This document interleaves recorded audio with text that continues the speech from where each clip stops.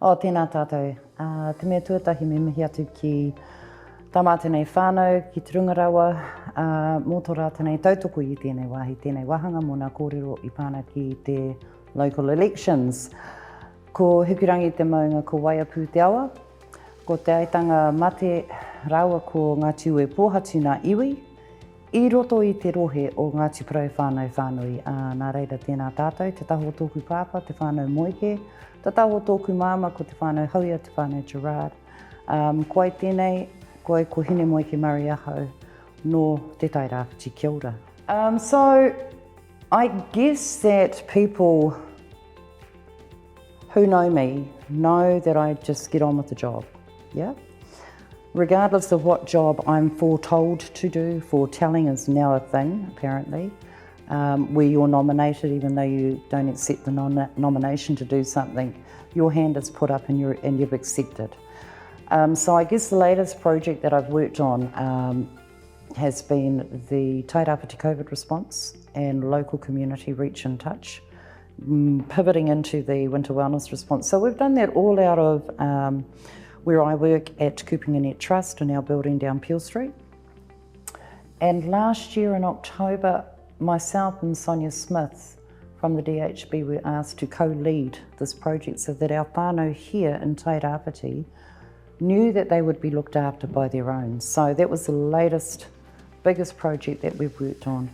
People know that I get on with the job. I've carried a pilot program along with others that I want to acknowledge in terms of Te Kuwatawata, which is a very different way of working in mental health and addictions, which is the lane I work in. And I just want to acknowledge them, which was Mark Hōpua, Diana Rangihuna, our team from Pinnacle, the DHB, Jim Green and Funny and Planning, and Te Ngati Trust and our whānau, who said let's do things differently to reach our whānau and provide a different way of looking at mental health. So we did that as a pilot under Te Kuwatawata. And since then, Te Ngati Trust has held that and carried it over into sustainable funding and services for our whānau and our community. So I just get on with the job in the background. I'm not a front person. And so sitting here in front of a camera is really hard.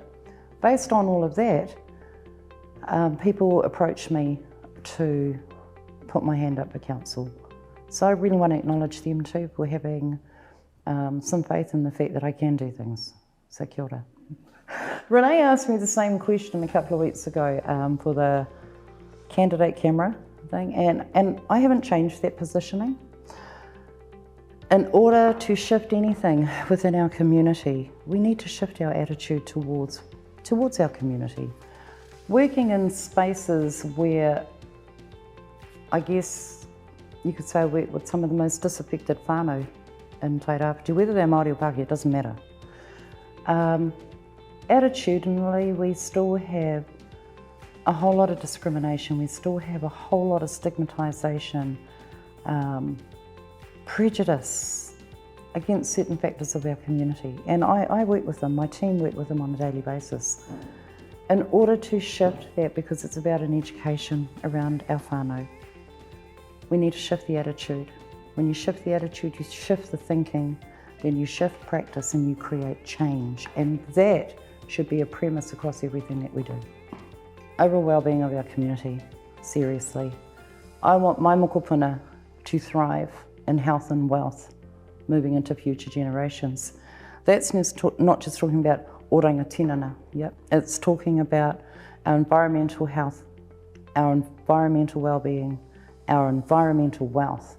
It's about all of those pockets and issues that our whānau ring in constantly. When I say whānau, I just want to clarify this. Whānau means everybody. It's not just Māori whānau that I'm talking about. It's across the board. All of our whānau in our community have different priorities of what they would like to see done. And none is not as important as the other. We know that there's big ticket items, yep. Waterways, roading, climate change, all of those things that are really high priority. All of that comes back to health and well-being of a community. We need to grow that, we need to develop that, we need to look at ourselves and how we contribute to the infrastructure within our community. so that for our mokopuna I haramai nei, we have got a world of health and wealth for them all round. That's what I'd like to see change for our future. Everyone needs to help address the housing crisis. It's not just a council issue. It belongs to kāinga ora, it belongs to all of the different agencies, it belongs to everybody. It's not just a council issue. I think we can lean in to help support a way forward through that, but we don't actually own the issue alone in council. Absolutely, we have got such a niche environment here. Look what Tama and them do. You know, at Arts Tairāwhiti, our whare down Peel Street across from the library, we are an art gallery. We have got so much to offer as a real boutique community of artists, whatever form of art that is. I think Tairāwhiti should be standing out on the map and council should be supporting that 100%. Part of the job that I do right now is about community engagement. We don't do anything without the voice of our community leading what that looks like. So we have to engage with community. Those are transferable skills that have to go across to council, because often we get into positions of governance or leading and we forget that we were put in those positions on the voices of our people.